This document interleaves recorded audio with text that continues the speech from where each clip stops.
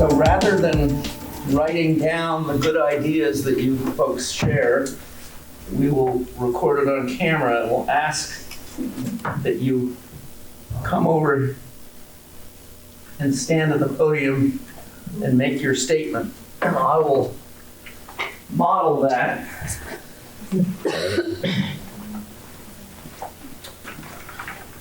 2 years ago, I believe it was Senate Bill 52, in any case, there was legislation, state of Ohio gave county commissions the power, the authority to ban so-called utility scale over 50 megawatt size solar installations in any particular area that they identify in their counties. The Greene County Commission has said that they would follow the requests of townships in their township. And Miami Township requested a 2-year exclusion of utility scale solar installations southeast of the Miami River in the township. That exclusion will end, I thought, July 1st.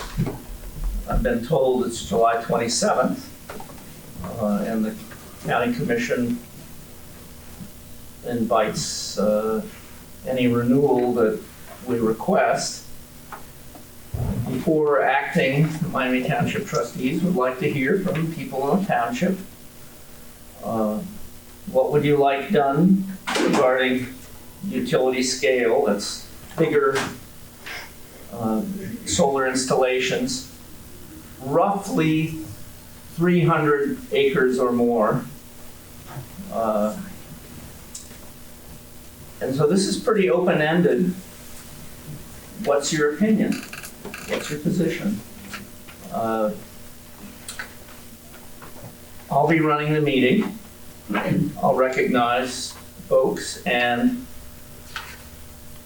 we ask you to come up here. If you're not comfortable with that, you can speak from your chair, but it might not be recorded as accurately by the video.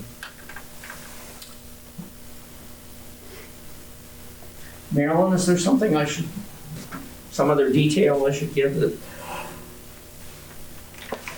Well, the exclusion zone, the language is they can create exclusion zones. The exclusion zone is approximately in the area where the Kingwood development was going to be 170 megawatt. That is now in the Supreme Court. Its permit was denied. People in this room are people who actually, some of them were leased with Kingwood for their property. But it's been appealed to the Supreme Court, and any day now, I assume, I hope, we'll be finding out whether they prevail or don't. So that's the area we're talking about over by Cedarville area. But Kingwood would not be affected because they applied before. Right, they're grandfathered in because their application came before Senate Bill 52. And they've also said that if they don't prevail and they are denied the permit, they're pretty much moving their panels northward into territory in which people are more welcoming, which is, I wish I had a map with me. I have it north sort of around the Springfield airport. Yeah, it's actually north of 343, starting at Meredith Road and going all the way over. They've identified a 9,000 acre area. Is it acre? Yeah, 9,000 acre area, of which they would need 2,000 acres. So if they do if they don't get Kingwood, they'll be pursuing a development they call aviation, and that would all have to be negotiated. So that's relevant to this discussion. That's all I could think of. Is there anyone representing that agency here present at our meeting tonight? I talked to Vesper, and I think the Citizens for Green Acres talked to them, if I'm not mistaken, in the last couple of weeks. Is that true, Jennifer? We have not spoken to them that recently. No, Citizens for Green Acres. Oh, yes, I don't know. Did you guys meet with Vesper? We had some folks who met with them, yeah. They met But not with- as Citizens for Green Acres. No. Oh, okay. So they've been in the area. I talked to them the other day. He regrets Rich Russell regrets that he can't be here. I asked him if they do. He was pretty positive about the hearing they had at the Supreme Court recently. For some reason, they have a real positive attitude that they might get their permit. I don't know if that's just positive thinking. I asked, with aviation, they said they're going to rethink. They realized that they didn't have, they came in here, they didn't know the community, they didn't cultivate relationships with the people, and that for aviation, if they were to do it, they said, we want to rethink setbacks, put setbacks a lot further back. I think it was 300 or 500 feet back, I don't know. It seemed really large to me. Have more screening, make sure that no one has the solar panels on more than one side of their property, that is 300 or 500 feet off, and that no one has it on more than one side. So I asked him the question, if you do get your Kingwood permit, would you apply those same, mitigations to the old Kingwood site? And they said that they definitely would be redrawing the Kingwood site. I mean, whether the people in this room believe that or not, if you trust, I don't have any reason not to believe them, but I'm sure some of you are less trusting. But that's their intention, or stated intention anyway. Did you mention, So did you mention that this is another set of people, project managers? This is the 7th group that is the project manager in these years. And one of them has been with the company for 3 years. The other one's been with the company for 3 months. And then we asked what happened to the girls that said they were going to be here for the duration of the time of the project. They were given the thumbs out. Why don't we get going? Don't worry if your comments wander, but we're focused on should there be a renewal of The exclusion. solar exclusion, or that is utility scale solar exclusion. Zone. It would not necessarily just in southeast part of the township, but Oh, we're changing the scope of this? we're focused on southeast, but what's your opinion? Oh, news to me. And we? I prefer that you come up here to speak, but if you need to sit, that's fine. Anyone want to make a statement? Fred? Fred Stockwell? Hopefully I can find it. Point of information. Yes. Can we ask clarifying questions rather than make statements? Yes. But first, Yeah. let's have, Okay. And Don, is there a time limit on each speaker? I might gently ask for someone to wind up, but no. Hi, I live in Miami Township, Green County. We own a farm, but I'm not a farmer. We have a small solar arrays on barn roofs and a small wind turbine, which is not currently working. These energy devices do not produce enough for us to recoup the cost of what we put up or save money. They may reduce our pollution contribution a bit. I'm just going to read this even though you have clarified some of what I'm going to say. I think the township does not have jurisdiction over large-scale solar utilities. However, they may present a preference and/or opinion to Greene County commissioners, who in turn may influence the Ohio Power Siting Board. Many things could be, and perhaps will be discussed tonight. Quite a lot has been presented in township and zoning commission meetings in the last 6 years. We, society, have an essential need for food and a space to grow it. We also continue to need more energy production, which helps us grow food, but also produce many other things, light, heat our homes, run our factories, provide transport for us and for products. Of course, energy production helps us do many things. Current energy production is still mostly combustion. This still pollutes, it sickens and kills us. Check out the World Health Organization. It's not acid rain anymore, but still toxic particulates, often invisible. Combustion at our largest human scale adds negative influence to the world's climate, growing crops, water hazards, drought, severe weather, human migration, and in the very long run, sustainability of society. Solar technology and other renewable energy has a potential to reduce the negative effects of our current and future energy needs.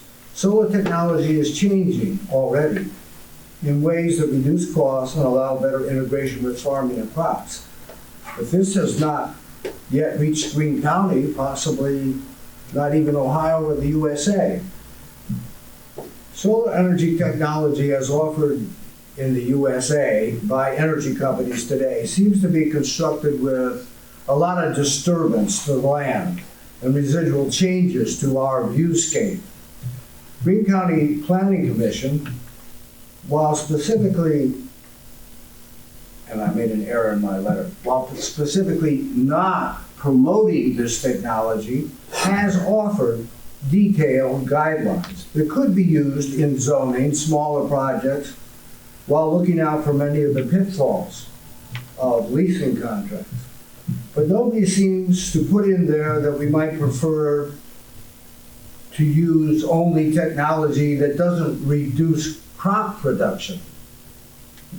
2 years ago in 2023, German technology advances and Denmark farming controlled studies showed that farmland can produce crops with normal, equal yields in bushels per acre, while hosting double-sided solar hedgerows that produce electric energy and reduce wind damage.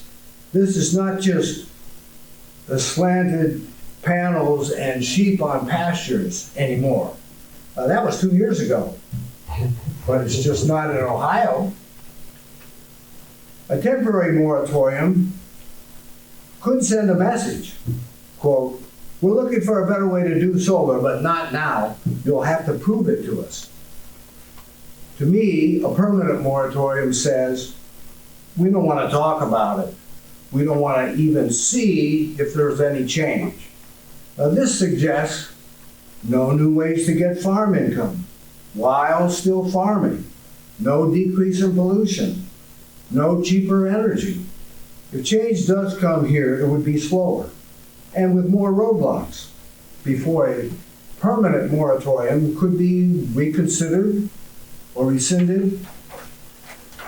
I'm about done. I would ask not for a moratorium, but a demand for farm preserving technology development and put it in our rules. When they come here, our rules should have an influence on what technology they use. Thanks for your consideration. And this is in a letter with a misspelling in it to the township trustees. Thank you very much. Anyone else want to make a statement? Are we doing pros and cons first, or how are you doing this? Your individual statement. I will. I don't have a speech written up quite as well as Fred does. I didn't do any big research on the internet or anything, but I'm Dale Amstutz, former zoning commission of approximately 20 years. We have a farm over here on the southwest side of the township where kind of Bath, Miami, and Xenia Township come together, and I also own a little bit of other ground in Bath Township also, so a little over 200 acres. Being on the zoning commission before, I believe we approved for have solar on buildings, roofs, or a small array for personal use. But I will tell you straight out, I'm opposed to the big solar fields. Yes, I'm not as young as I used to be, but I also have a son. I haven't finished my paper yet. I also have a son that I farm with, own property with. He also has a son that is now 11 months old. I'd like to see ground that can be farmed still for generations. And that's maybe why my reasoning of opposition is for it.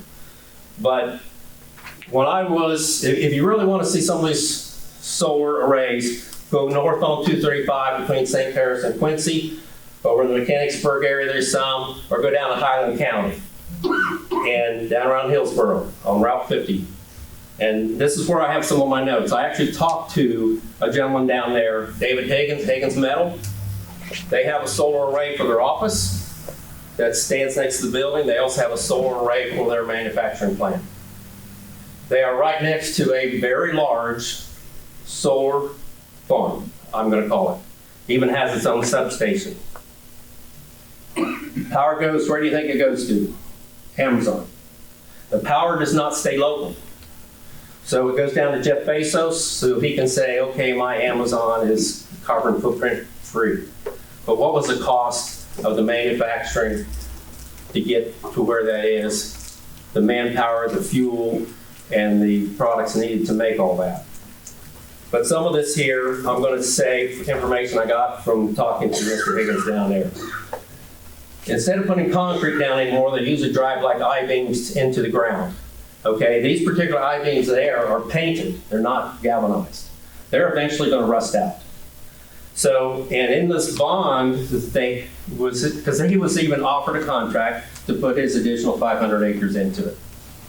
There's a bond to help clean up if you ever reclaim that ground. Okay, and at least the contract he had, it was $500 per megawatt.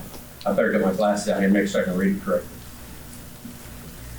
$500 per megawatt, which is roughly seven acres. The cost of a backhoe right now, let's say, to reclaim ground, pull up those, let's say, rusted off posts at the end of a time, is, let's say, $100 an acre now. What is it going to be in 50 years in cost to try to take out this or reclaim ground? And also, as Fred mentioned, it's not like having sheet between the panels anymore, but most of these rows of panels are too narrow, barely can drive a pickup truck through it. So there is no farming between them. So the solar panels belong to the company, and let's say they decide they quit. The way he was told, they would take the solar panels, they would be left with all the rest, which would be removing the poles and such. The contract for them had a 2% yearly increase. But what will farm ground rent for in 30 years, 50 years, or even 100 years? Most of these contracts usually are for a 25-year period, or usually that way. And the companies usually have a 3 or 4 year option, or 4-time option on it. So basically they could have that ground leased for up to 100 years. So what is farm ground going to be worth in 100 years? What is it going to cost to reclaim this in 100 years? What is farm rent going to be in 100 years? So I guess he also told me of another project that was a little bit farther south. He just said it was on Route 286, I believe. And he said that place has already gone bankrupt. Don't know if this one will. It could last for a long time. But that particular one was a Dodson Creek solar farm. Like I say, it goes down to Amazon.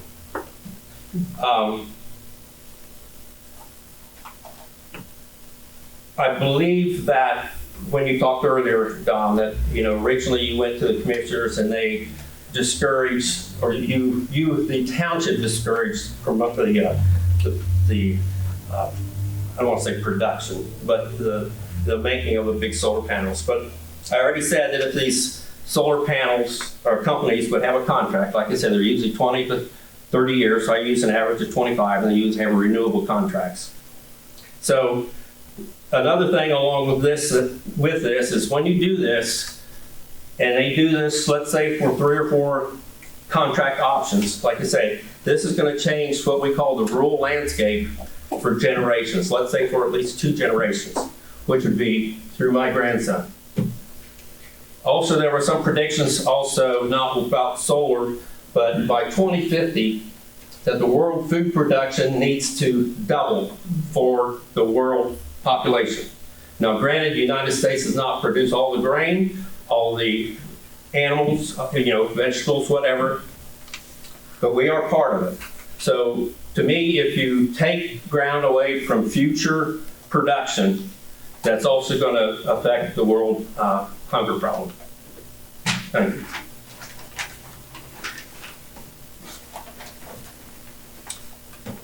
Anyone else? Well, I guess we can adjourn.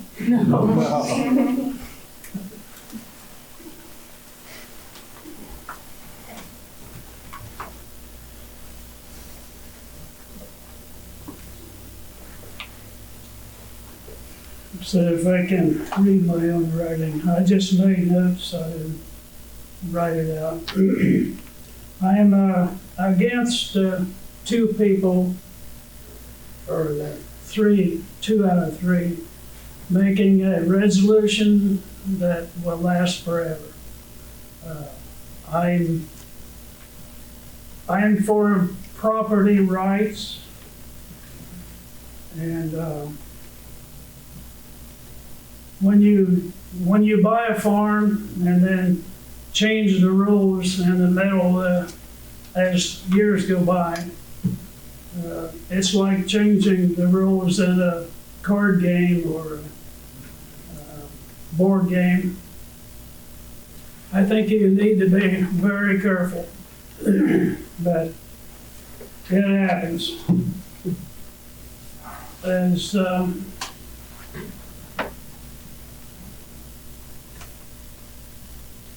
how can you make a ruling for part of the township and not the other?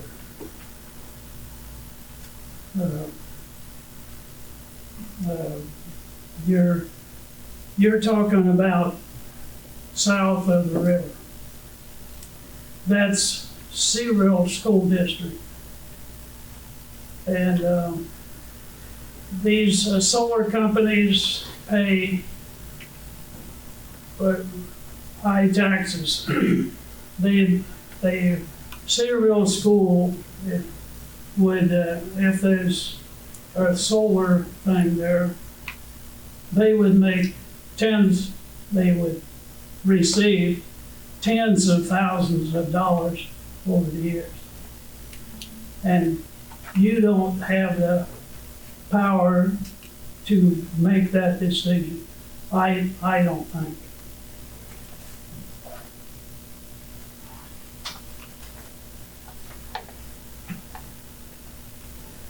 Is the zoning commission, do they have a recommendation? The zoning commission is made up of people outside the village. Originally, it was supposed to be the stockholders that made up the zoning commission. That was put in place so a village could not run the whole thing. The zoning commission is supposed to be, in my opinion, made up of the stockholders, farmers, the people that own the land. They should decide what to do with it.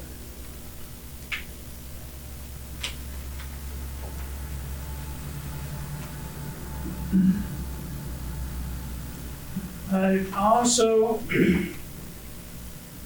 we have a lot of foreign buyers. A lot of the good farms around Cedarville and southeastern, south of Charleston, South Solon, are owned by foreigners. Most of the big farms, good big farms. Have you ever considered banning foreigners from buying land in Miami Township? That's a question I should. A foreigner, the reason I say that, a foreigner bought one of the biggest farms and best farms in Miami Township just last fall.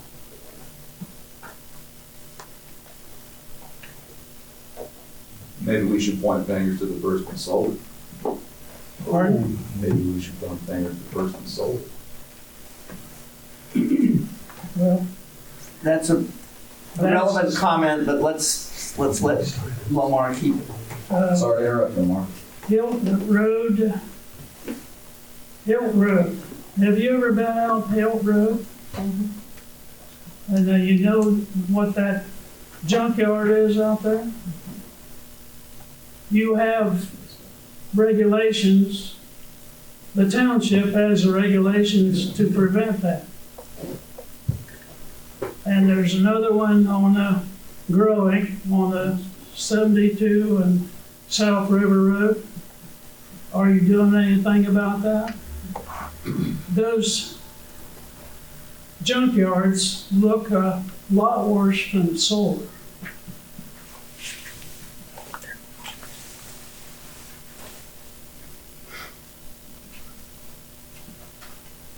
Now, I live in Miami Township, Cedarville School District. I don't get to vote on Miami Township, what's in, I own land in Yellow Springs School District. I don't get to vote on that. That's now, what I've said, you may think that I'm for solar, but I'm not. I have had 3 contracts with them, and I'm working on 4, believe it or not. And Kingwood paid me during their development period over $20,000.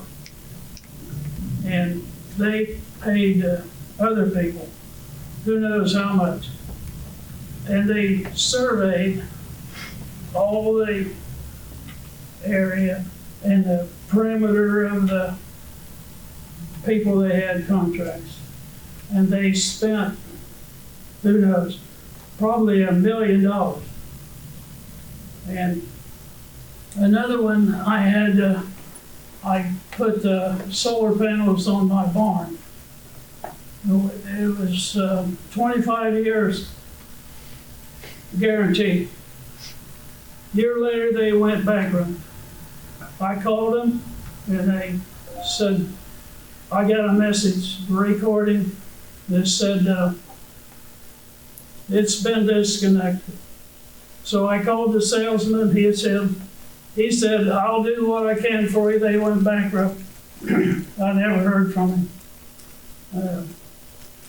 Another one, I had a contract on Wilmington Road in Cedarville Township, and they paid me. They said they would pay me $5,000 for a signing contract, and during the development period, 5 years, $20 an acre. They paid for 2 years.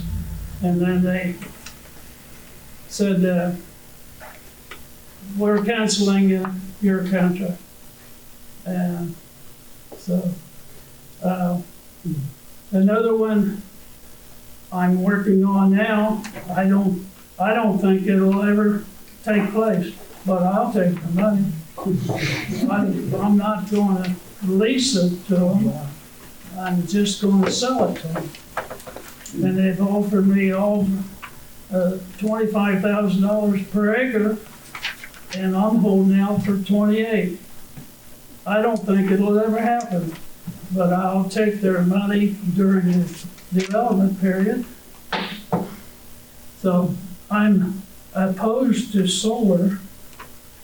These people have unlimited venture capital grants, unlimited, it appears, but they once they get their hooks into you, it's not good. That's all I have to say. Thanks, Lamar.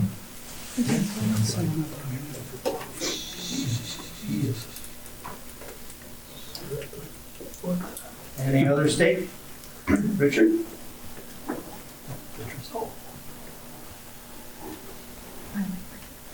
I don't want to talk about the merits, the good or bad of solar. They're both. I think we all know that.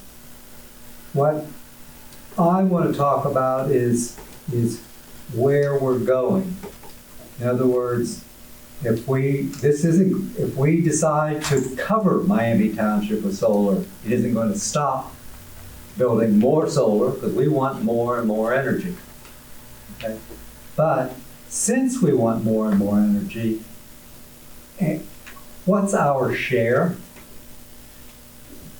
If Miami Township does a 100 megawatt array, will every other township in Greene County do a 100-watt array? We all give up a little bit of our rural areas? Or are we just being greedy to grab the first one that comes along? We got ours, and then are we going to stop? Or are we going to want more? We have a regional planning office that we all pay dues to. Is there a regional plan for solar? Is there a state plan for solar? Is there any kind of planning at all? Are we just reacting to the companies that come and try to convince us that it's a good idea?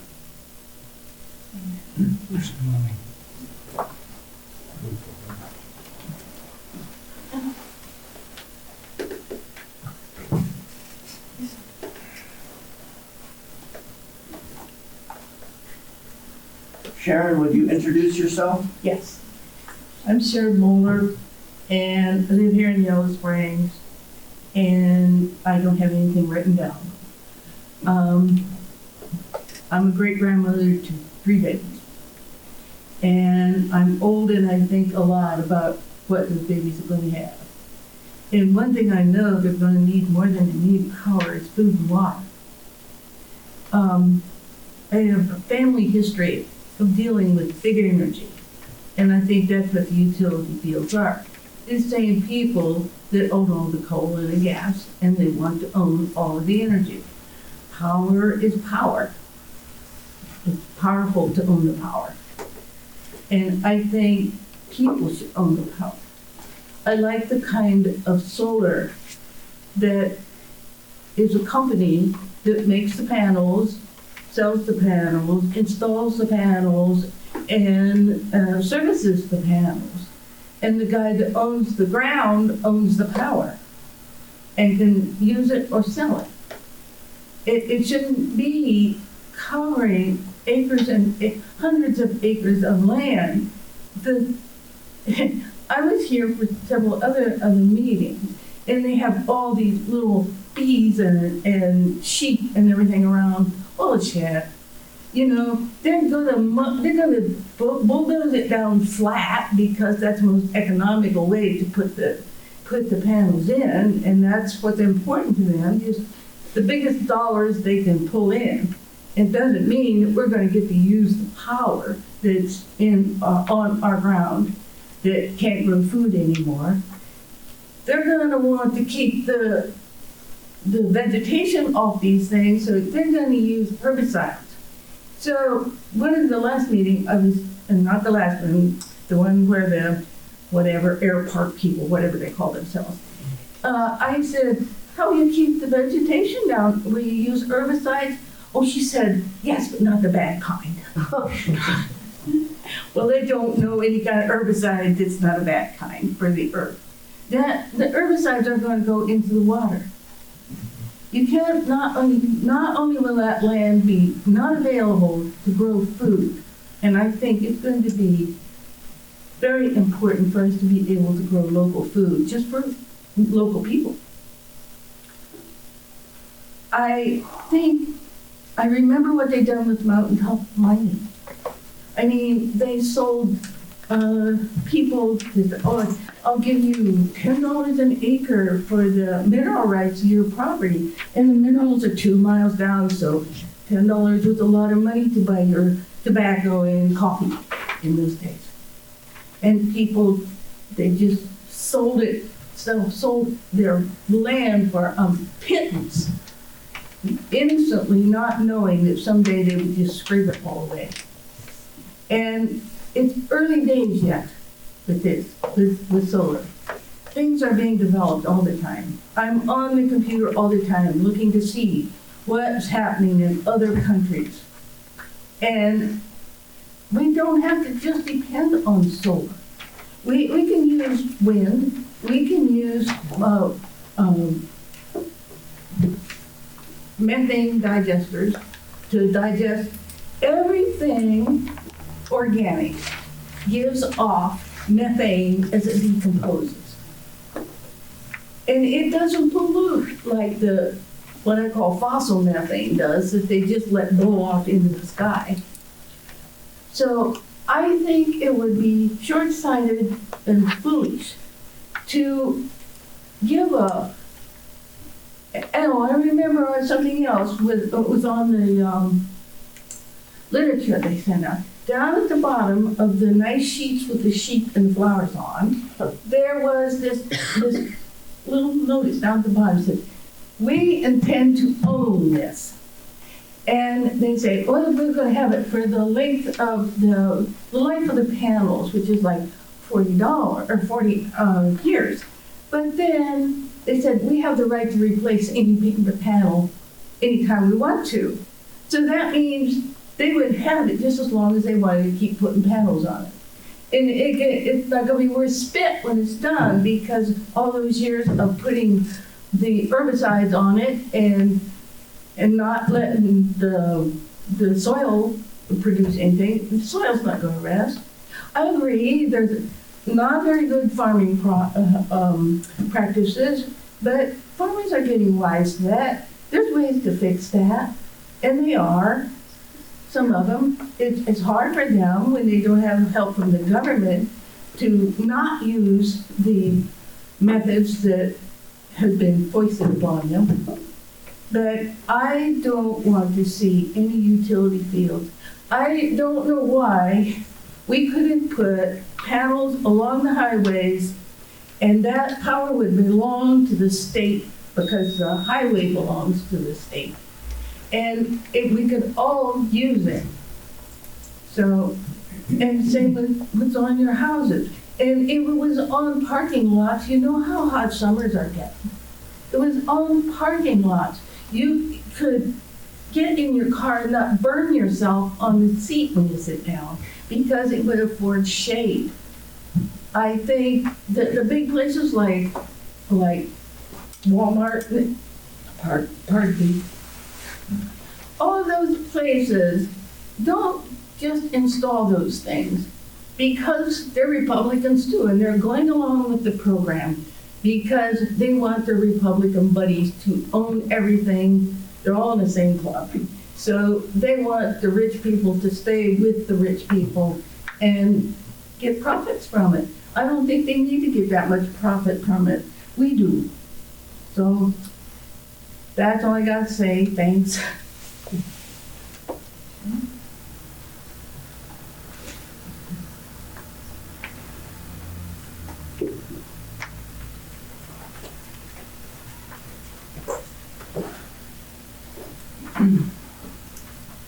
Hi, everybody. Please introduce yourself. My name is Kate LeVaycon, and I'm speaking here tonight as a representative of a group called Solar for a Green Future.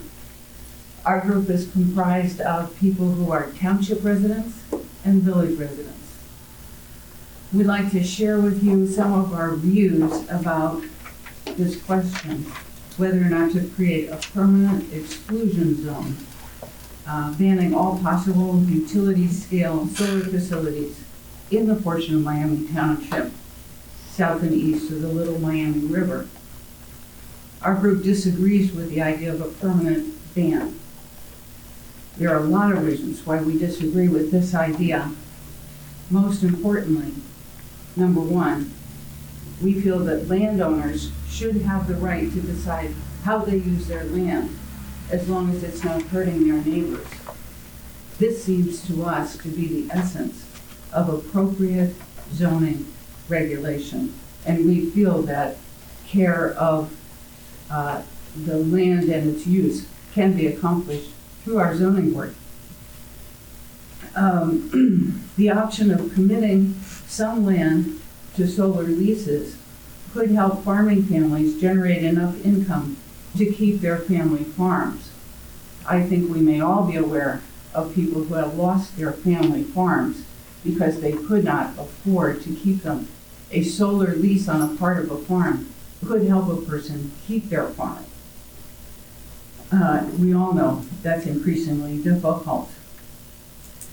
I think we all know that the demand for electrical power, including that used by farmers, has been increasing rather dramatically. We support increasing our nation's alternative energy resources as an alternative to fossil fuel as the best way to address this problem. We believe that a solar farm truly is a farm. It uses the energy of the sun to create power, just as 40% of Ohio's corn is used to make ethanol for fuel. But solar can do this in a way that is much more efficient and much less polluting. And I would like to say, regarding the idea that if a solar company comes in, it's going to bulldoze the land. There have been mistakes that have been made, but solar companies are getting better and better at not disturbing the land.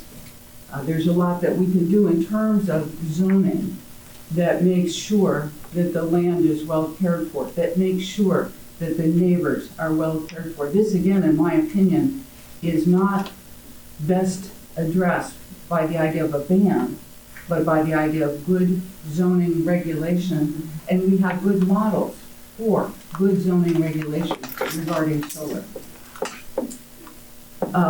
I believe, and my research suggests to me, that a solar farm will actually help the land. There is disinformation that has been put out saying, oh, would it hurt the land? Would it leach chemicals? This has been disproved. A lot of the research has been done in Europe, but it's the same panels, and it does not hurt the land. Actually, it allows the land to rest, and it can allow the land to recover from the industrial farming approaches to which it has often been subjected. I think we all know those approaches are difficult for the land's health as well. Solar can be good for our streams and rivers, reducing the chemical runoff and the siltation that is created by current farming practice. Furthermore, using land for solar, energy production, and agriculture simultaneously, agrivoltaics, while new, does offer additional benefits that are research tested, like reduced water usage, which we seem to be coming into a drier and drier climate, and this will be increasingly important. Increased crop yield, And at worst, the same crop yield while getting solar power and more sustainable food and energy systems. Six, a solar utility would bring substantial tax benefits to the area. Revenues our local governments and local school districts could sorely use. And lastly, renewable energy resources like solar farms and wind farms are essential tools in our effort to mitigate climate change. Our alternative, as our energy use increases, is to increase fossil fuel energy creation, and we are already 1.5 degrees Celsius up, and our ability to have a sustainable planet is in question. So I would like to say, yes, I value food. Of course, I value this important land. But when 40% of it goes to produce ethanol, I'm not convinced that solar is a bad idea for a portion of it. And I urge you to consider not making a ban, but looking instead to appropriate zoning regulation to make sure if we do have solar utilities, that we do it in a safe way that is good for the landowner and their neighbors. Thank you.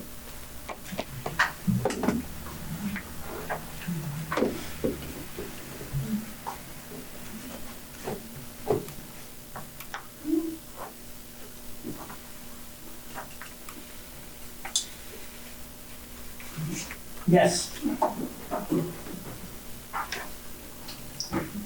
My name's Scott Fife, and I live in the village. I do not live in the, well, I guess technically I do live in the township, but that's another story. I want to say up front, I am opposed to a permanent ban on solar. And what I'm in favor of, because I feel obligated to mention what I'm for, is a smart, evidence-based decision by our trustees and our zoning folks as to how we handle this whole situation. Another thing that I'm in favor of is some perspective on the matter. We've had a lot of disinformation about this. I know that, you know, it gets very emotional. A lot of people get wrapped up in the, you know, well, I don't want my view spoiled. I don't want to look at solar panels. I grew up in Xenia Township on the edge of a farm, and while I did not farm, I worked on a farm. I'm familiar with what farmers are up against, and I know it's very, very difficult to be a farmer. It's financially risky. It requires all kinds of smarts in a variety of fields and a lot of luck to boot. And I know that all it takes is a couple of bad years in a row, and a farmer can be on the ropes. And what I also know is that when farmers get cash strapped these days, what do? Sell off a few acres of their farm. And what happens to that? Somebody builds a house on it with a concrete basement or slab, and that farm is never producing crops in any scale again, because that's never coming back. And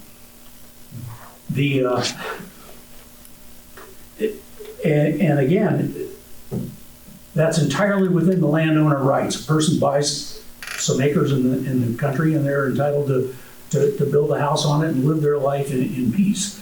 But when I moved to the country 70 years ago, I could see one house. And now you can see about 10 houses from the place where I grew up. And I didn't like looking at those houses being built either, but that wasn't my call. I didn't own the land. That was between those folks. Anyway, what I'd like to encourage the trustees to do, forever is a very long time. It's a very long time. And there's so much we don't know about technology of farming, energy technology, and so forth. We want to be in charge of whatever happens with this future. And several people have mentioned this. I don't think it's about taking the first offer that comes along or being a slave to big energy companies, but with the right amount of thought and proper planning, we can design a zoning code that allows us to adapt and go with the technology that comes along, and at the same time preserve the values that we have, look out for landowner rights, and as we always do, compromise on some of these things. And it's not as simple as it seems. Finally, I would like to add one other point that I mentioned the disinformation, misinformation. We have had a lot of that. And it's true that the solar companies have a lot of money. But you know who else has a lot of money? Oil companies. And I think if you dig into it, you'll find out that some of that money has been going to oppose the solar companies because the big oil companies don't want the competition. So I'm rambling. I didn't come with prepared notes, but I think we can avoid this by studying the issue and making a decision based on the scientific evidence that's present and readily available to us, and try not to do this based on emotions. And I think you've got plenty of folks with expertise around here that are capable of helping you do that. Thanks.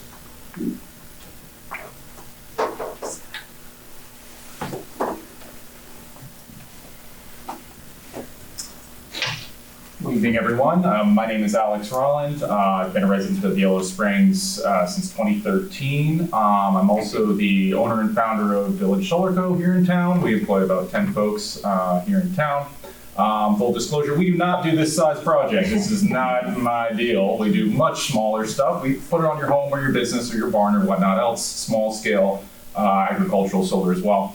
But I do think that this conversation is an important one to reflect on and look at how we're going to assess the groundwork moving forward.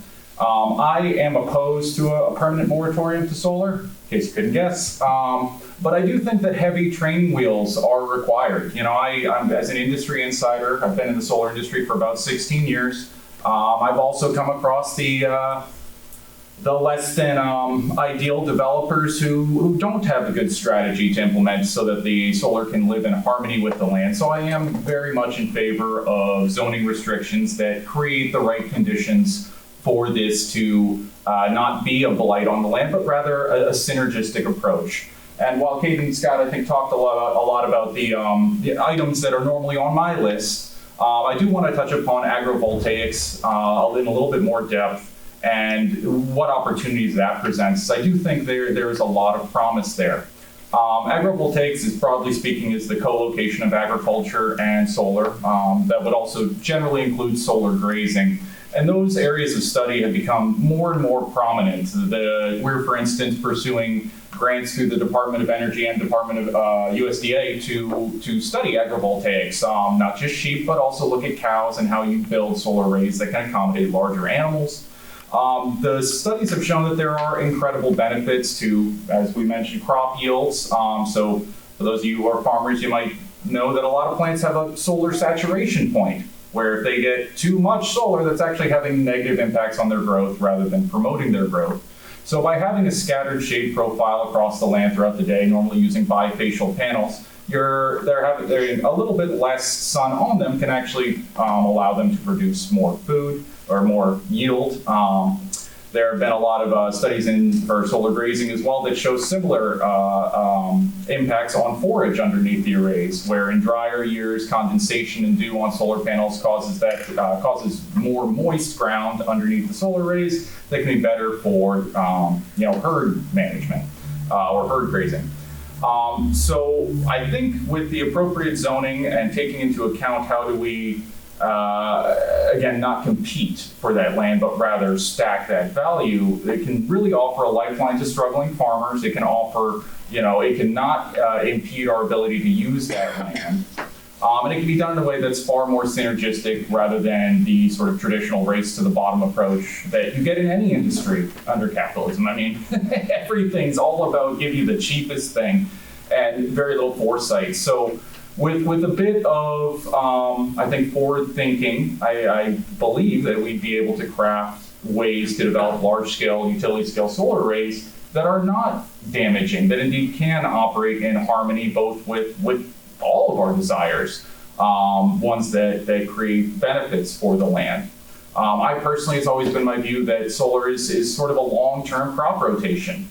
Now, a lot of developers don't take that same view. A lot of them might just, grade the land, get rid of all the topsoil, and make it easy to install on. You don't need to, though. And I can tell you, as someone who installs solar, you don't need to go with that approach. It's not the cheapest. You got to spend a little bit more money, but hold their feet to the fire. Make them spend a little bit more money if they want to do this and do it right. We, for instance, when we do ground mounts, we use all helical ground anchors. It's a galvanized steel screw that we come out with a bobcat with an auger attachment. You can even do it with a handheld auger attachment. You drive them right into the ground about 4 feet, and that's the mounting point. 30 to 50 years from now, you can pull that right out of the ground. So by, again, sort of creating appropriate constraints to keep the bad players at bay and maybe make it a little bit less attractive for those who are just pursuing profit above all else. I believe that this can be a very effective way for us to power our increasing energy demands. It's the cheapest form of energy we have available, about 4 cents per kilowatt hour over the lifetime of systems. It's non-polluting. They talk of bleaching chemicals. I don't know where people get this idea. It doesn't happen. So it's clean, it's green, it's cost effective, it's good for our economy. Ohio has about 12,000 solar installers, but more broadly about 120,000 people employed in clean energy industries. Far more than we have employed in coal. And we have very few alternatives for our increasing energy demands that don't come with massive negative externalities that we're gonna all end up paying for anyways. So I would encourage, again, a proper zoning policy and to, consider how you go about building these the right way. But saying no forever, I think is very short-sighted.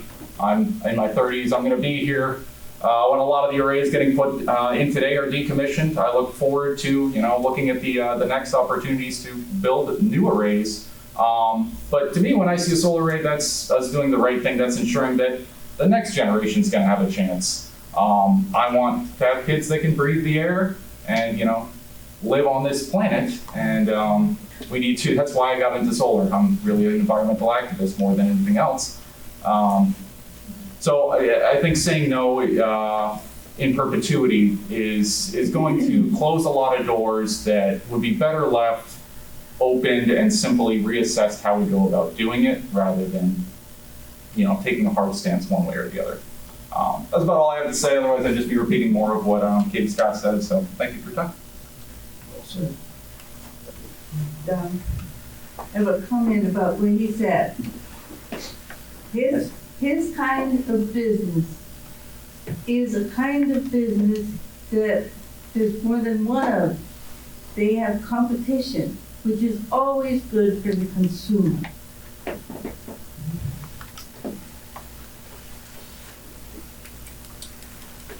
I might just say I'm impressed with the range we're getting, so let's keep going.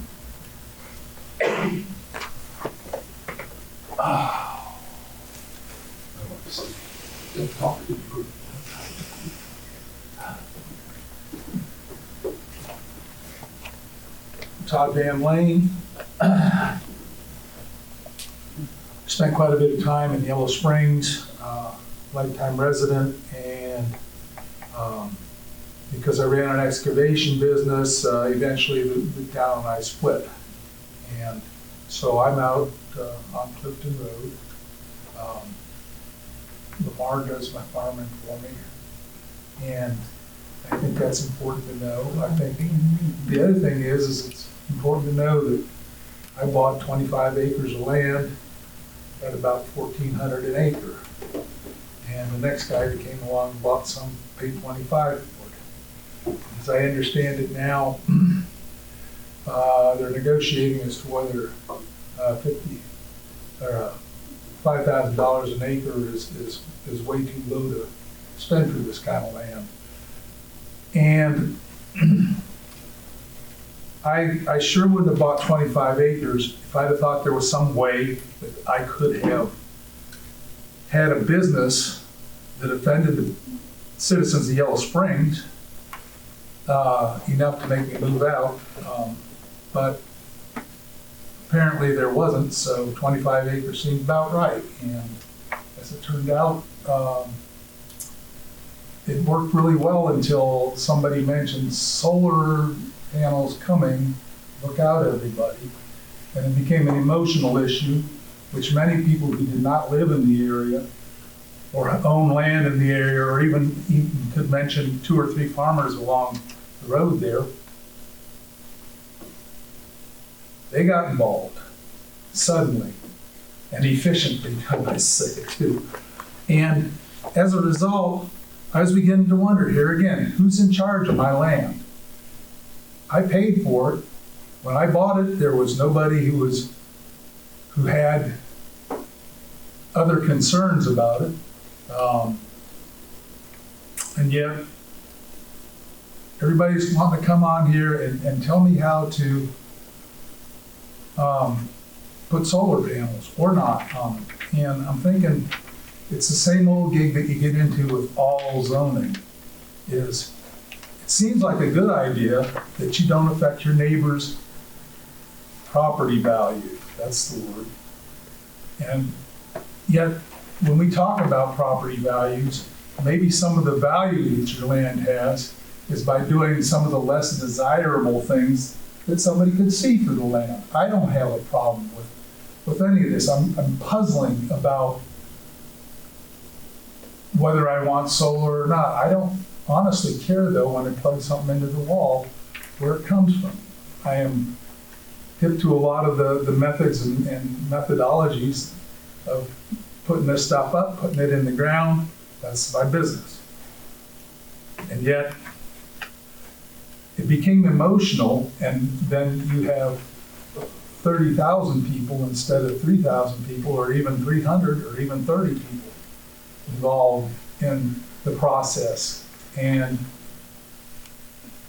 I guess that's what's most upsetting to me is we have numerous people that are involved in this that are not really involved.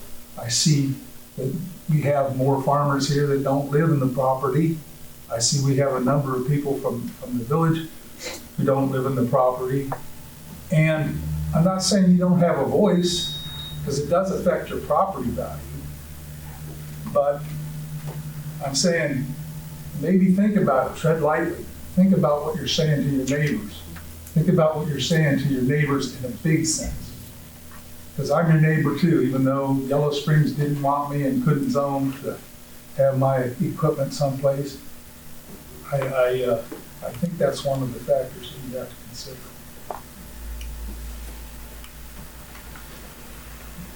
Mm-hmm.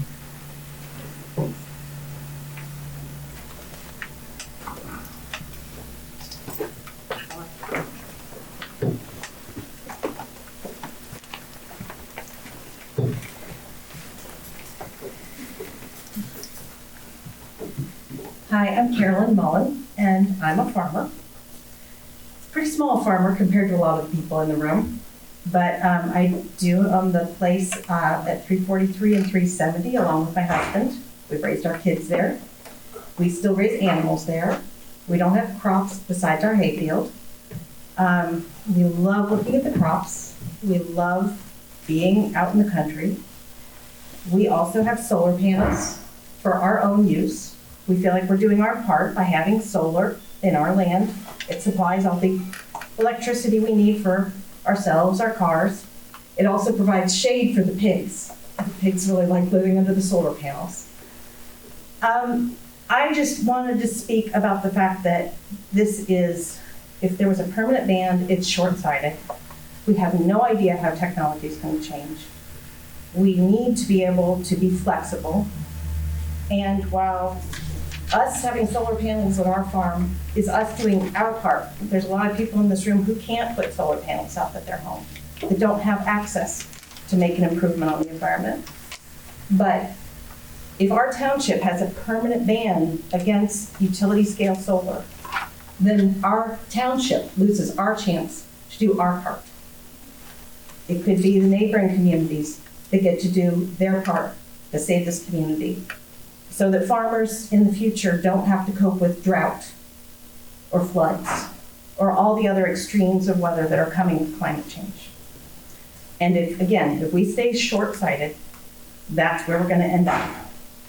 I think to myself, 100 years ago, would there have been somebody standing here saying, no asphalt, it's terrible, we don't want that? If we had banned asphalt, where would the farmers be? How would they get to their fields? So please, please consider that we are not going to make a decision for now. You're suggesting making a decision forever, and that's inappropriate.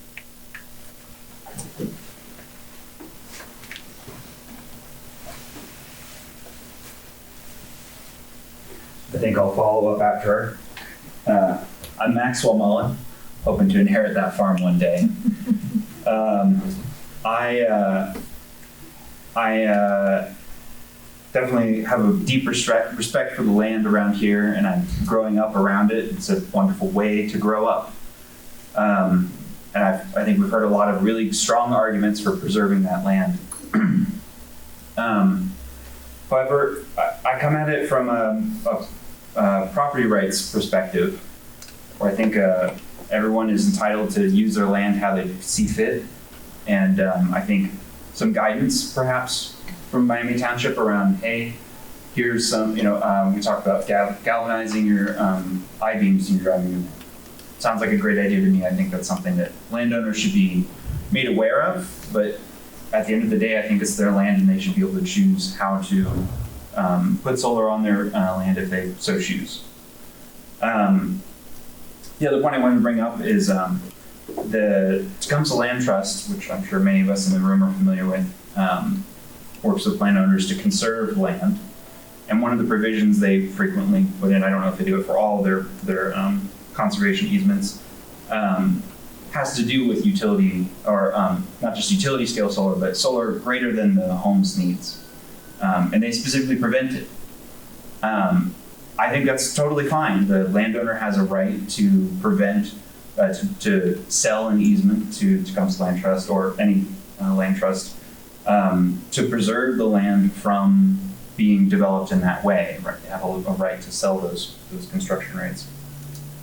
But I think it's worth noting that Tecumseh Land Trust sees a financial value to that, and frequently there's an exchange of money for that, or it's a donation to the land trust, and there's a tax, a charitable donation tax credit.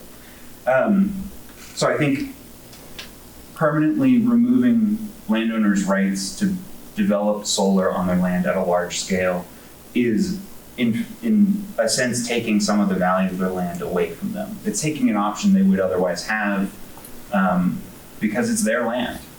And I think we should be really considerate of that, that there is a real financial value to those rights that those farmers would be missing out on. So I would be not for a permanent ban. I would be for a perhaps some constructive zoning laws sound like a great idea, and some guidance material, or maybe even just a conversation with the landowner of, hey, have you considered X, Y, and Z? These are the things that you should consider when making that lease agreement. Make sure they're not going to grade your land. Make sure they're not going to use herbicides you're not comfortable with. Make sure they're going to galvanize your I-posts, I-beams, and et cetera. Thank you very much.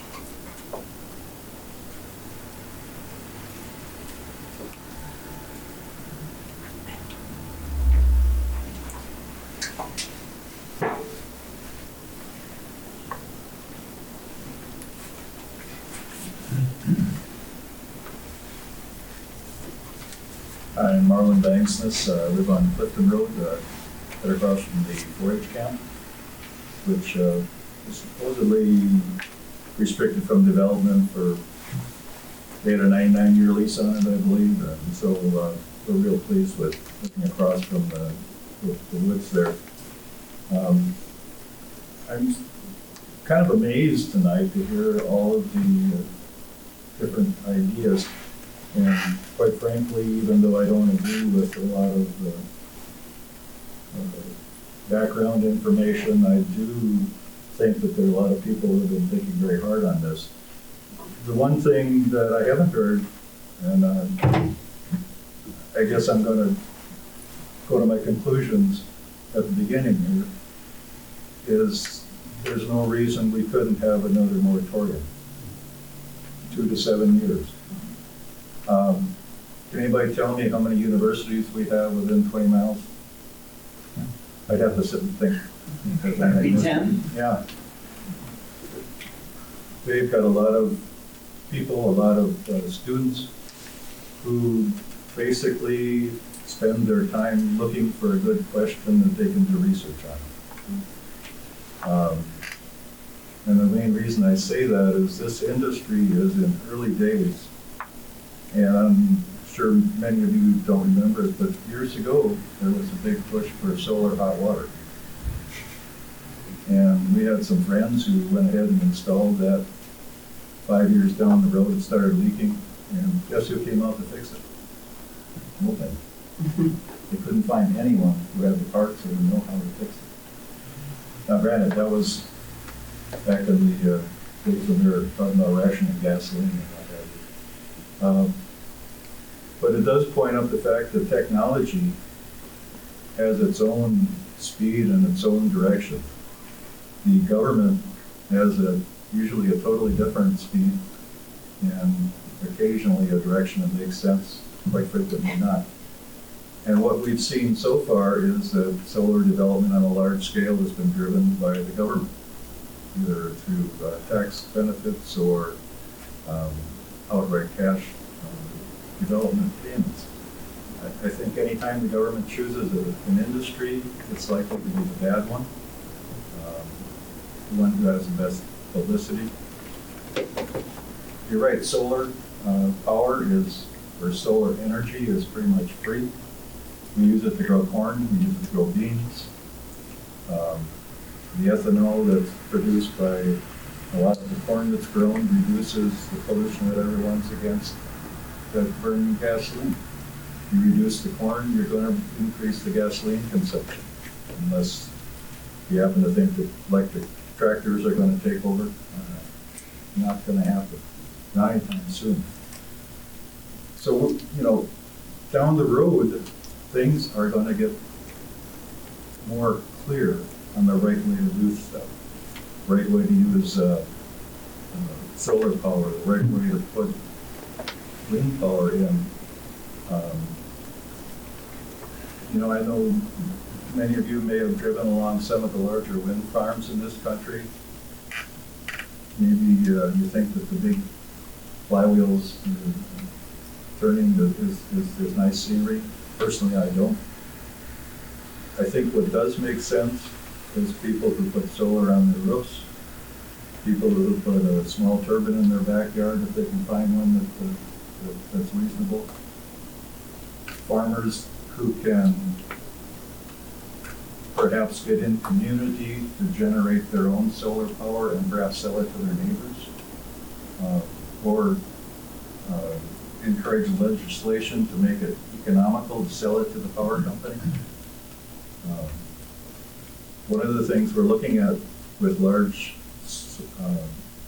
solar generation is the fact that they are not compatible with electric grid interruption. Perhaps you've seen it in the news where Spain, parts of Portugal, and France, their power crashed down for several days. That was preceded by a period of grid instability, and what that means is the frequency changes, there's too much draw on power, the generators lose their frequency control. As soon as that happens, solar goes offline. The silicon controllers that match the frequencies to inject the power in the grid are not meant to make up for changing grid fluctuations. They're not reliable. With small gas turbines that can be brought on to stabilize the grid, you can get away with that, but solar does not have the capacity to make sudden changes to save the grid from crashing. So there's just a lot of things, a lot of technology going on in this world that's very difficult to integrate into a local decision. And again, going back to a temporary moratorium, just kicking the can down the road I don't think is good, but if you kick the can down the road and at the same time put yourself in a position to have better information, to be able to structure any large-scale development later on with respect for the people involved, the quality of life for the community involved, I think that's a lot more advantages than disadvantages. And remember, if someone sold your mineral rights, they're gone until you can get them back, which is probably forever. If you get into arrangement with the land trust, those development rights are gone forever. So the guy who buys your farm next time doesn't get the advantages you had this time. There is no real good forever solution for any problem.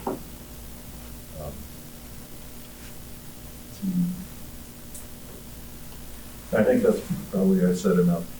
But the main thing is I think there is room to push this down the road a little bit at the same time as we try and get some decent information on how to control any further development to make it environmentally good for everybody.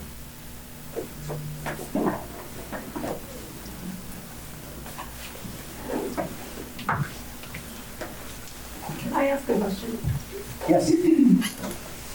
So 2 years ago, when it was decided that we were going to wait for 2 years, what was the outcome that you thought we were going to be sitting and having today, 2 years later?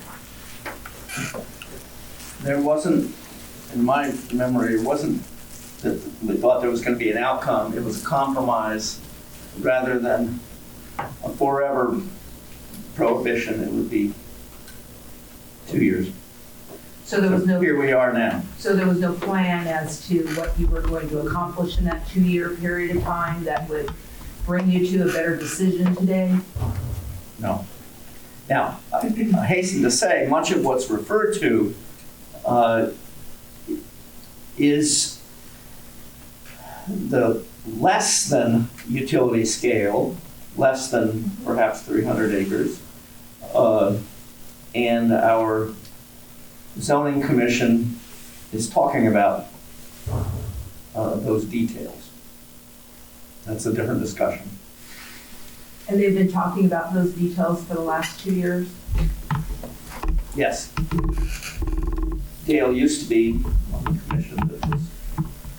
I believe the individual, like say roof and small, single family use solar, I believe that was already approved, correct? Mm-hmm. But I don't know anything about the, let's say 50 acre scale, which would be. That is where you would be beyond the scale that you would use on your farm, where it would be a commercial investment. That's what's being discussed now. How would that be, if that's allowed, what are the standards? But again, this is basically over 300 acres, what we're talking about, perhaps renewing a dam. And then Marilyn, can you answer that as well? I feel like I'm looking into the camera and I'm just looking at a blank. I don't want to go up there, but I feel like I should, so I did not a disembodied voice. I remember it differently than Don. 2 years ago, I remember Jennifer and people asked us, they said, we've been through a lot. We've been fighting a battle with these companies. They sprang on us. We had to defend ourselves. Please give us some respite. There's so many unanswered questions. There were groups coming forward with, information, fears. Yeah. And so at that time, the SB 52 only said we have the Greene County Commission can make exclusion zones. And they can identify any place in the county where they can put an exclusion zone. Now remember, the power lies with the Greene County Commission, not with us. But they said that they will give the townships the voice if they want to ask for it. So it was actually Lisa Abel who gave me the idea, well, why don't you guys try them? Why don't you ask them if they'll do it temporary? And I thought, okay, I'll ask the Greene County Commission. And they said yes, much to my surprise. And so we were asking for 1 year, and I thought, what are we going to do in 1 year? So I myself wrote the resolution for 2 years. And when I presented the resolution, I presented it, we have 2 years to find out information. So I visited 2 sites, and I researched a lot. In this room, I presented information, pictures, and presentations of touring a Vesper plant, a Vesper development down south. And I have to tell you, on one hand, I'm really suspicious of something at that scale. I admit, the scale is daunting. But when I went there, I saw improvement. I saw them capping galvanized I-beams into the soil. They took me around, they showed me how they get them back out by vibrating them back out. I saw roads that were very carefully soil removed and put into mounds. And they were very careful to leave very large tracts of land that were undisturbed. I saw very ground cover and very lush looking land with them putting these I-beams in there and crews of people coming and hanging panels. So I was impressed with what the land looked like. And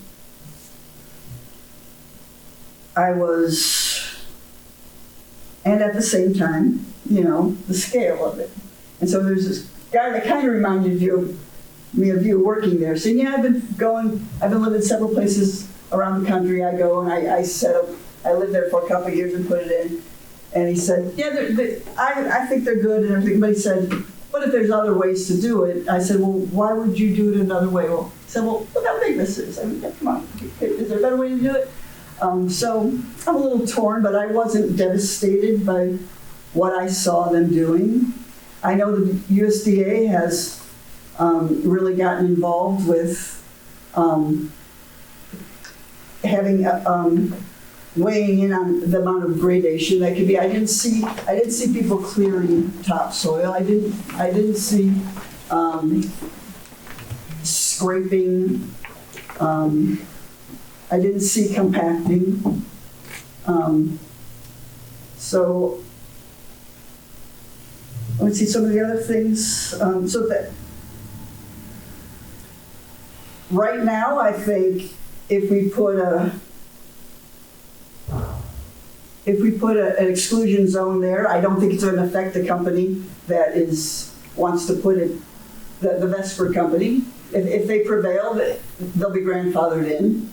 I really hope if they prevail and they get their permit that they're going to do what they said they're going to do, make these enormous setbacks. The person who sent us pictures of your beautiful farm with your in-ground swimming pool and your family, I don't know if you're in the room, and you showed us the views from your farm. Those are lovely pictures, and I really feel for you. You sure you feel for him? Not the point that you really have him. Yes, Jennifer, I do. Yeah. Then let's see it. Let's see what? What do you want to see? A permanent exclusion zone for the people who live in that are directly affected. We've been through this once. We know the pitfalls. We know the traps. We have the experience of having gone through one of these developments that go through the OPSB. What We are more development did you go through? experienced. What development? We are more experienced. What development did you go through? Listen to me. We are more experienced in the process that is involved going for these utility scale projects of 50 megawatts or more than anyone in this room. We have been through it, and we don't want the risk, and you're leaving us vulnerable to the risk of having to go through it again. That is why the people who live, the majority of the people who live south and east of the Little Miami River, want a permanent exclusion zone. We've done the litmus test there. We're done with it. As a listener, could I finish hearing you, Marilyn, and then hear you, Jennifer? I would love to hear your. Yes, I have some. Okay. Well, Jennifer, I just don't know. I don't see that someone else besides Vesper is going to get an opportunity there. Good. And so they can though. We were open to that. Whether Vesper's project is approved they have or the not. interconnect. They're grandfathered in. Actually, I hope they, honestly, I'll tell you, I hope they don't get their permit. Because if they don't get their permit, they want to do a new and improved, smaller footprint with battery storage further north, where people are more amenable. And where's their interconnect? Where's their interconnect? Their interconnect is, please don't be rude to me. No, I mean, where is I'm asking the gentleman next to you. Where is I'm not being rude to you, that's a very good idea. Well, he's saying. Take it to where it's. Can I finish listening to her and then listen down to you? where You're not in charge. well, actually, I'm not sure, because I asked that question the other day when I was on the phone with him. I said, well, would you have to have the interconnect stay down there in that region? And he said, well, it's complicated to say. It's going to be on that line. Will it be moving? He didn't give me a clear answer. I don't know. Is there a place where, I don't know.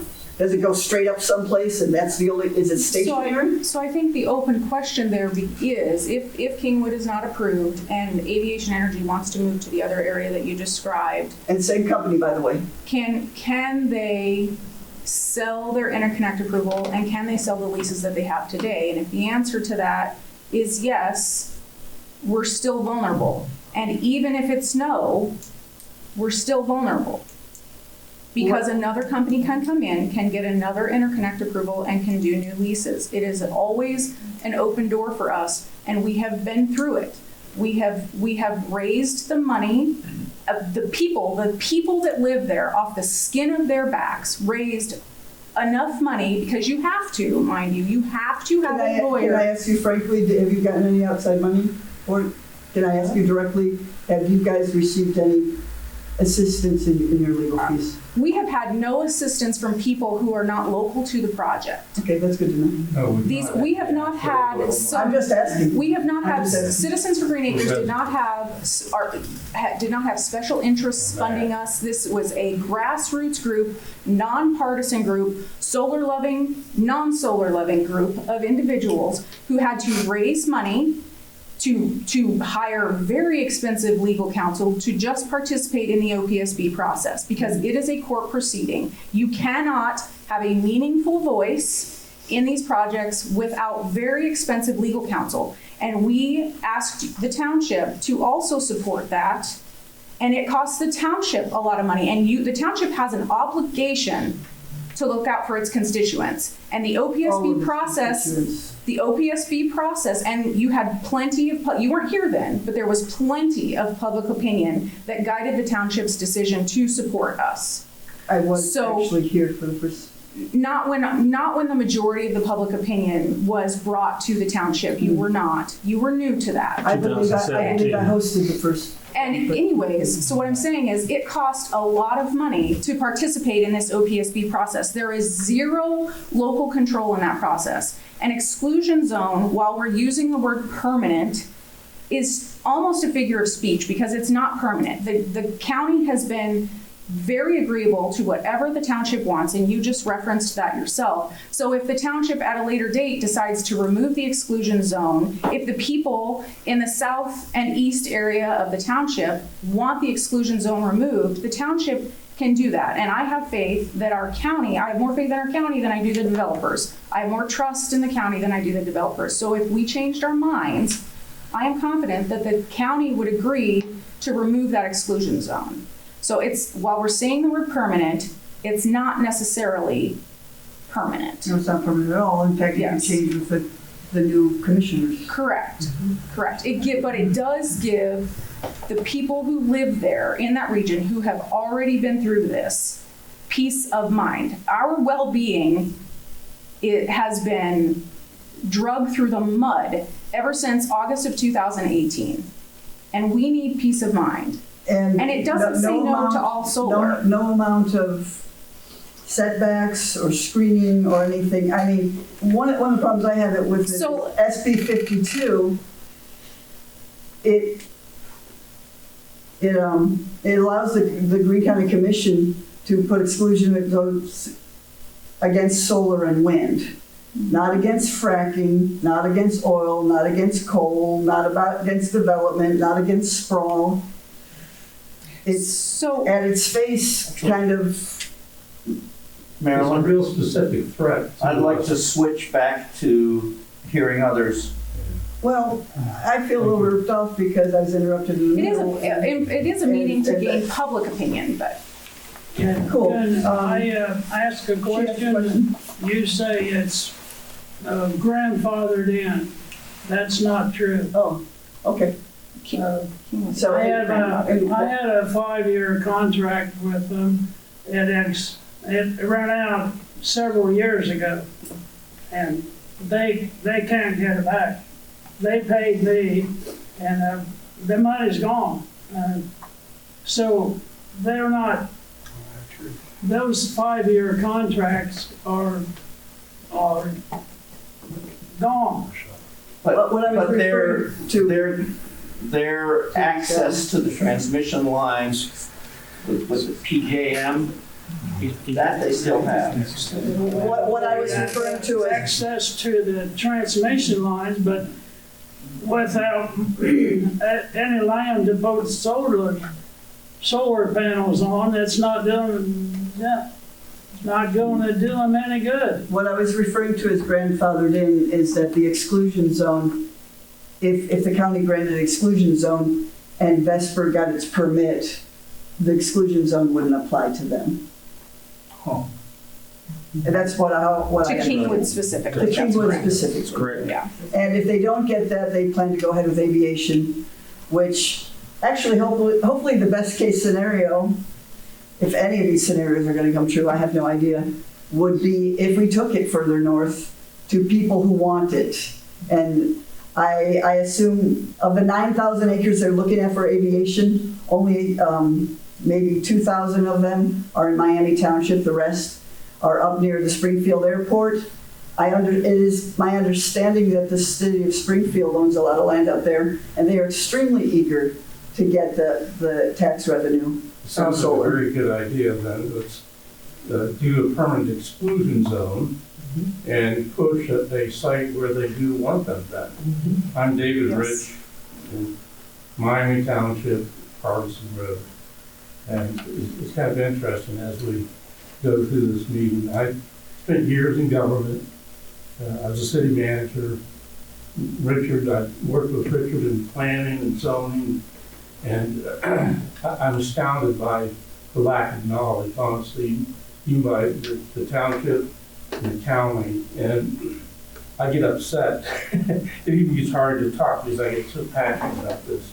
But honestly, you could do a ban, and then what you say you would like for them to do is push it to Springfield would be more likely to happen. So you're accommodating your constituents, me, those that are in this room, those that are really tired of fighting this, and we will keep fighting it over and over again. In fact, to replace every commissioner, and to do that, we will do that. So it's just, trustee. I guess we're frustrated, really frustrated. Could we see hands of people in the room that are against it? Against the ban. You need to be specific. No, I'm sorry. So are for the ban, for a permanent ban. Can I put my feet up? Permanent ban. Yeah, for the permanent ban. There we go. Permanent ban of The utility scale or permanent ban of solar? Well, scale with solar southeast of the Yeah, land. an exclusion zone. Can I just take my turn now? Yeah. Are you okay if I just take my turn? Much of the discussion is for solar in general. The ban is, from a practical point of view, 300 acres or more. And it's an exclusion zone, just to be correct with the language, for what it's worth. It's not a ban or a moratorium. Hi, my name is Jennifer Adams. I do have notes, because I will forget some things.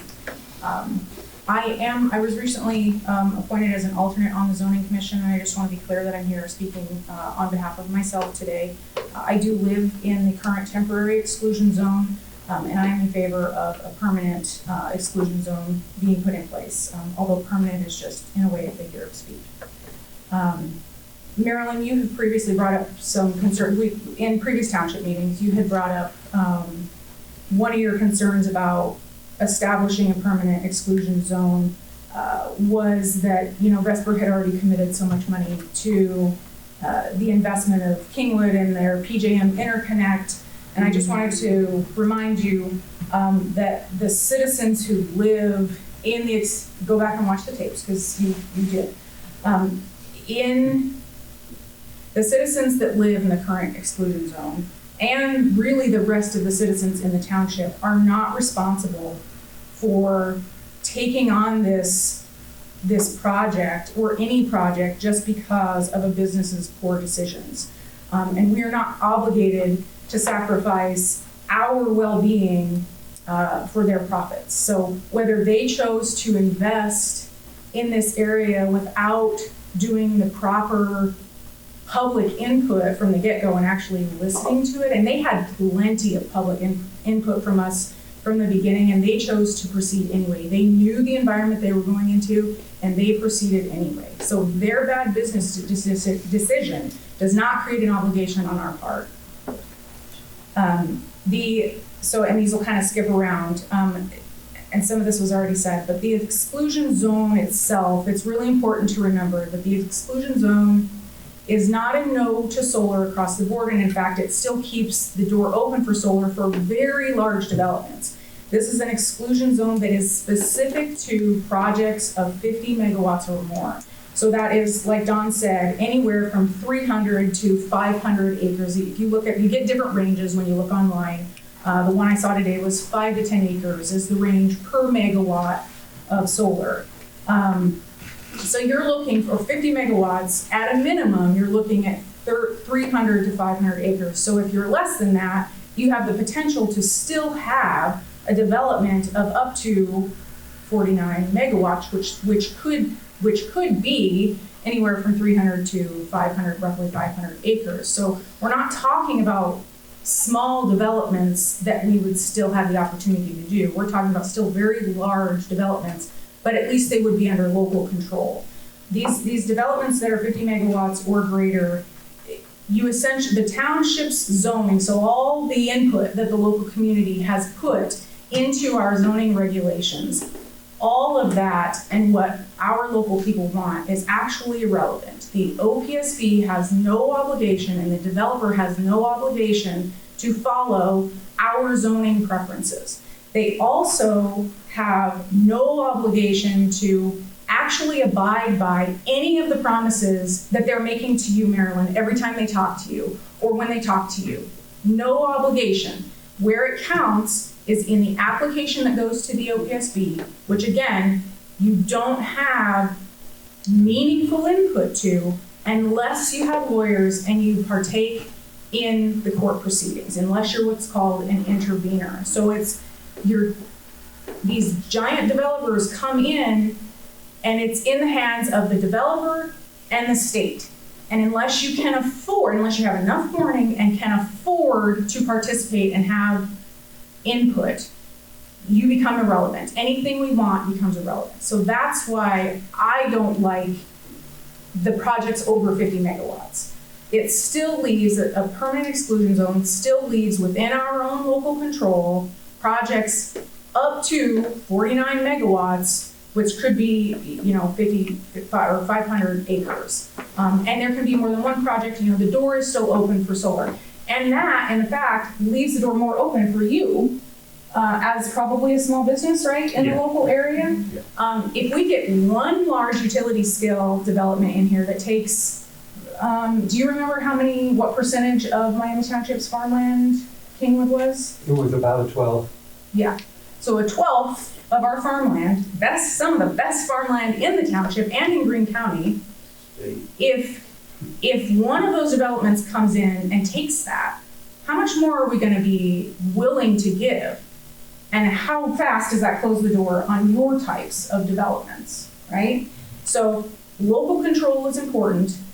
Having big developers that we have no say in, no real input, is why we want the permanent exclusion zone. And this is an exclusion zone in a very small area of the township. It is not, it's like you said, it still leaves the door open for aviation energy up north if they want to do that. If that occurs, I strongly encourage the residents who live in that area to not just listen to the developer's promises. You really need to ask all the smart questions, because they do put a really glossy sales pitch together, and when you ask the hard questions, they can't answer them. Or the answers are oftentimes inadequate. But when we had one of the first public information meetings with Vesper, where we asked the hard questions, I did not go to one station of their little sales pitch where they had an answer for me. It was all, I don't know. They had no experience in the actual operation of these developments, and they don't really care about us locally. They care about their business, their profit. Whereas the smaller projects, you can get local companies who have skin in the game and care what the people who live around them think of their business and would probably want more business from them. So let me get on track here. I'm sorry. So no local control. Oh, and I did talk on developer promises.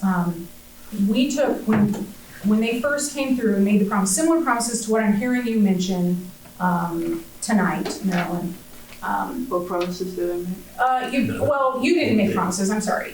The promises that the developer mentioned to you that you were relaying. I saw them with my eyes.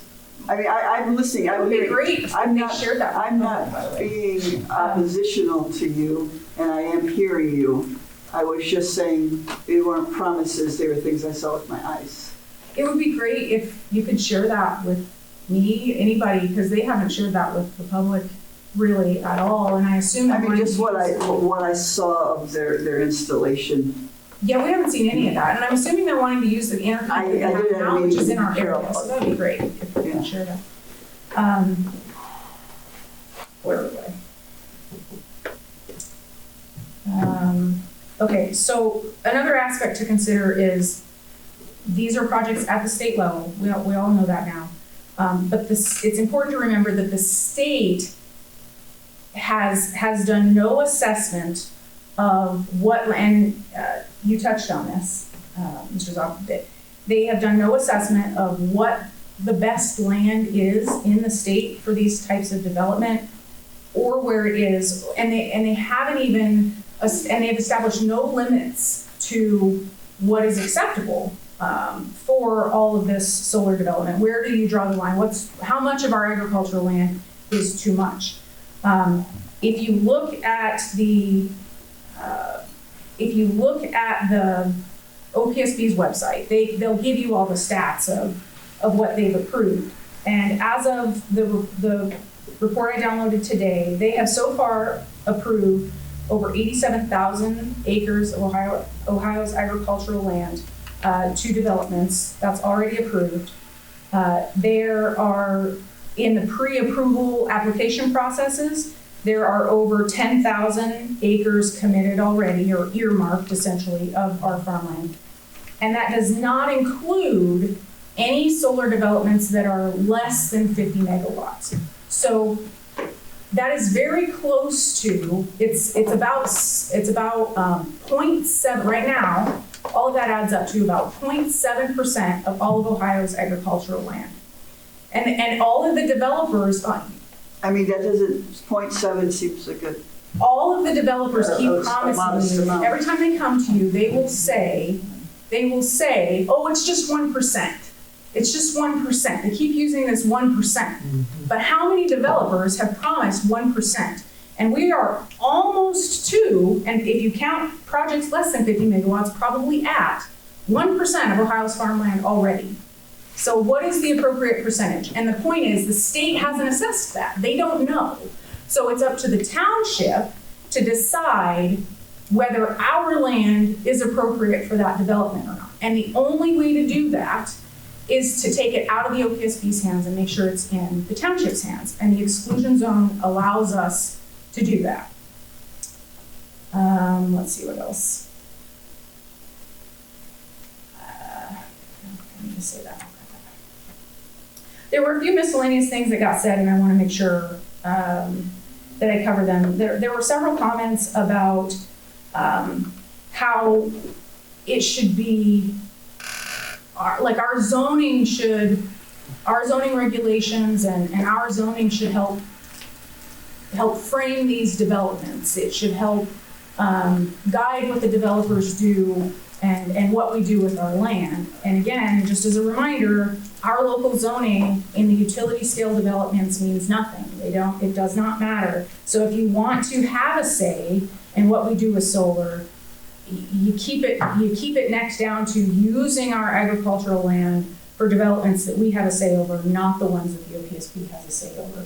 I mentioned already that it's not really permanent. It's a temporary permanent, but at least it gives us some peace of mind without having to come to these meetings every 2 years. In effect, if Kingwood is denied, it doesn't impact negatively even aviation energy if those folks end up deciding that it's an appropriate location. Say that again?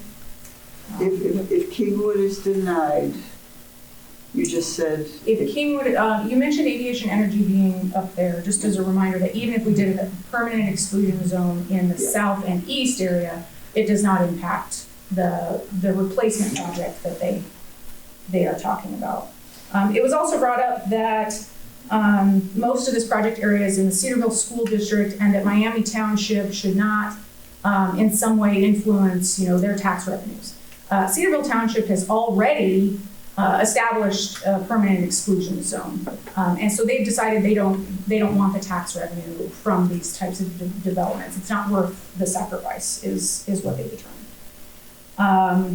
I've heard a lot about property rights. So just as a reminder, there are some townships, some areas in Ohio that don't have zoning, they're unzoned. And so in those areas it is the Wild West. You can do whatever you want. However, we are a zoned township. So every acre of land in our township is zoned.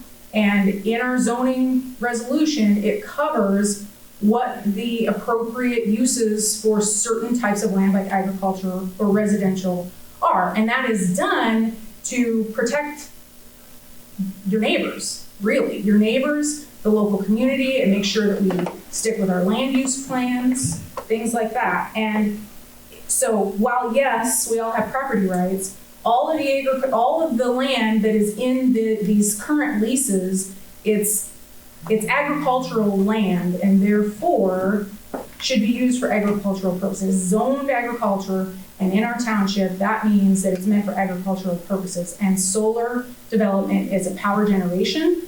It is a business that is not agriculture, so it does not fit within the current zoned land. That does not mean at a local level that we couldn't rezone land if we thought it was appropriate for solar. So that door is not necessarily shut. Please keep that in mind. And I think it was mentioned that when Marilyn, you were up here, you said, you kind of made it seem like, to me, and maybe not to everybody else, that when the first project came in, we were surprised, we weren't ready, everybody's confused, and we just need time to pause. The residents who live in the current exclusion zone are not confused. We are experiencing this, we've done this, we know what we want. We want a permanent exclusion zone. My remarks were about, they kind of descended on you. They did, and the unfortunate thing is, that is part of the strategy. It's the playbook, and the reason, and I don't say that because I've seen a playbook. I say that because when we got thrust into this, we spoke to groups across the state from both wind and solar. And this isn't against wind and solar, because I've also heard stories about all the power generation projects basically play by the same playbook, and that is get as much of it in place as you can prior to the public really finding out, other than the leaseholders, and that's their advantage. So we usurped that advantage a little because we started coming together early. We got lucky, and that's it. We got lucky. And I think that's it. I don't know anything else. Could I ask you, it sounds like you're a resident nearby, could you give us some more specifics about how the solar array has or will maybe in the future affect you, just for more context for the room? For me personally? Yeah. Yes, so part of the development was actually slotted right next to my home. That area out there, if you haven't been out there, I encourage you to drive out there, it's beautiful. It's a very rolling landscape. So a lot of that area would need to be graded in order to be appropriately flat for the solar. They say that they can deal with some grade, but generally it's easier for them if they just remove it. And they did have a certain amount of grading that they included in their application so that they could level the land. But because of that rolling nature, my house specifically, I can see out over. It was about a mile of the project. And you would have to have, I think it was, I'd have to look back at my notes. We did some geometry calculations. It was 50 to 70 foot high trees before it even came close to being visually acceptable for us. So that's my personal scenario. But there were a lot of residents out there actually who had solar panels. We had one, actually I think more than one resident who had the plan very close to their home on all 4 sides of their home, if you count across the street. And the difference between, and I'm not saying that these utility scale developments aren't appropriate somewhere, and in a lot of places of Ohio where they have been approved, it's very flat and there are very few residents around the project. In fact, I drove around some up in Hardin County, and I think I counted 3 houses, and 2 of them were abandoned. So I mean, the number of residents is really small. And I wish I could remember the number for you now, but there are a lot of homes, individual residences, actually sprinkled around this project. So a lot of people were impacted where other sites who don't have farmland that is as good and who have fewer residents are more appropriate. Thank you. Anything else? That's it. Thank you. That particular project also spanned 5.5 miles from down on one end of Clifton Road to the other. They buried a line to interconnect the 2 projects together. So if you consider the amount of fence and the area that it was taken up, it was far greater times than the ones that are contiguous squares in the projects, which are more feasible for them as well. It was going to cost them a lot more money to do the way they were doing it, but that's the way they had to do it because that's the leaseholders that they could get in order to do that. Nobody in the room, as far as for Green Acres, have ever been against the solar. It's just the appropriate way to do it, appropriate places to put it, and do it above board. Come and talk to us and do not just us, but to everyone in the community. And what's the advantages going to be specifically for us? And none of them would ever commit to say that any of that energy is going to be left here. It was going to the Googles, it was going to all the other big things, the PGMs, 13 states. I've asked, why don't we make it smaller, make a co-op? Everybody could join it. Miami Township, all the citizens want to do that.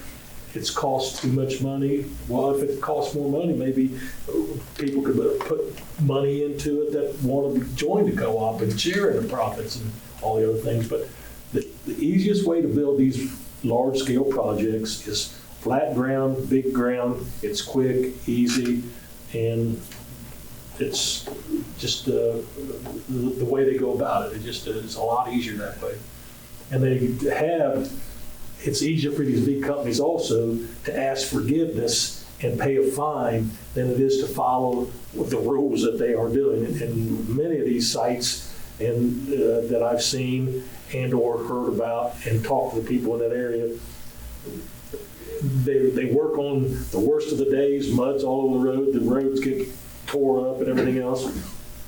In a place up in Madison County, they actually filled in wetlands that, as a farmer, I can't even run a field tile in and drain a wetlands. They scalped off 5 feet of dirt off one hill and put it in 5 foot in these wetlands and destroyed, not that nature's wetlands, not man-made wetlands, and they did that.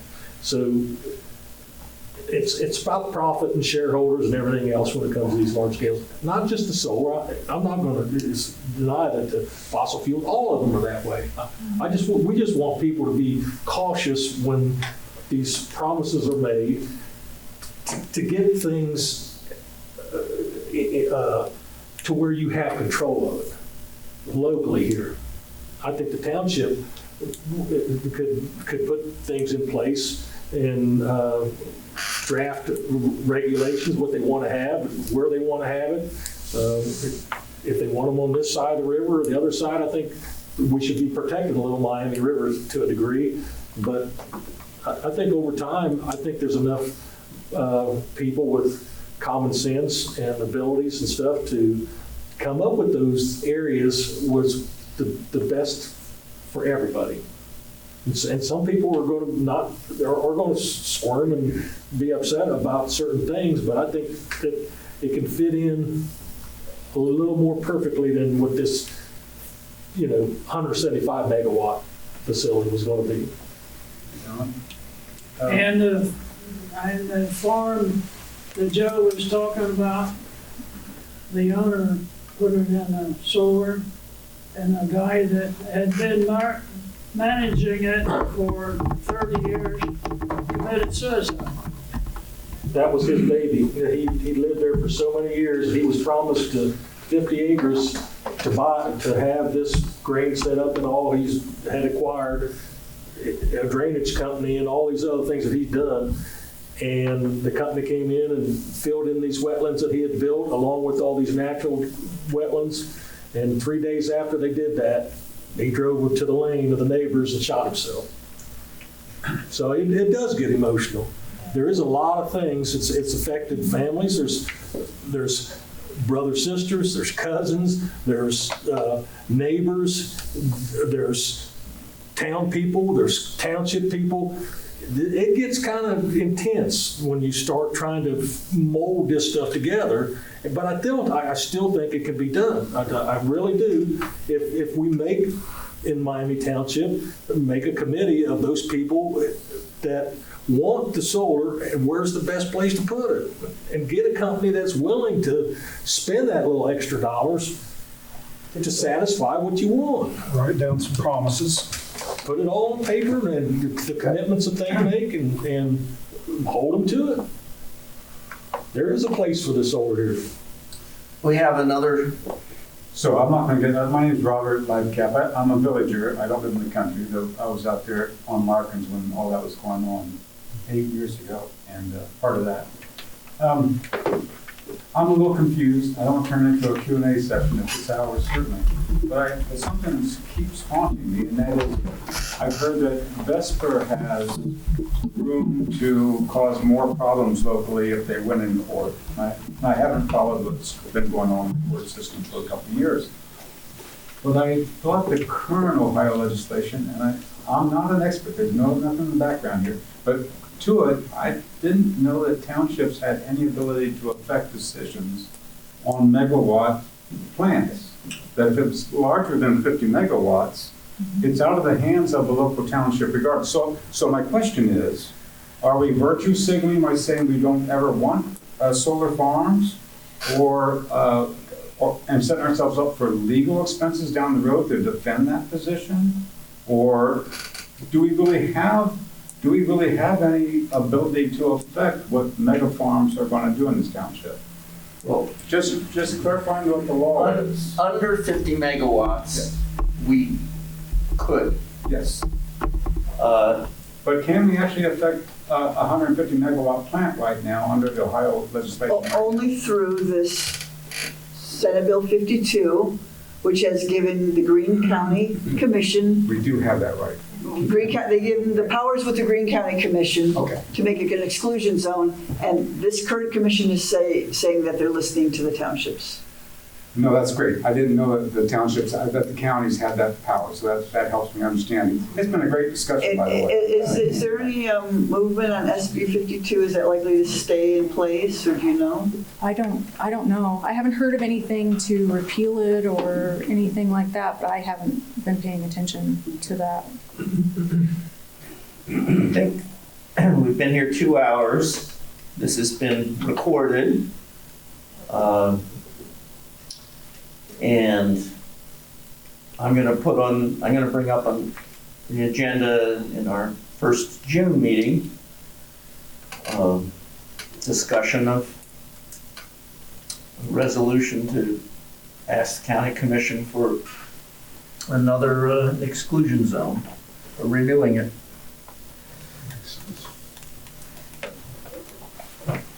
Thanks for your input.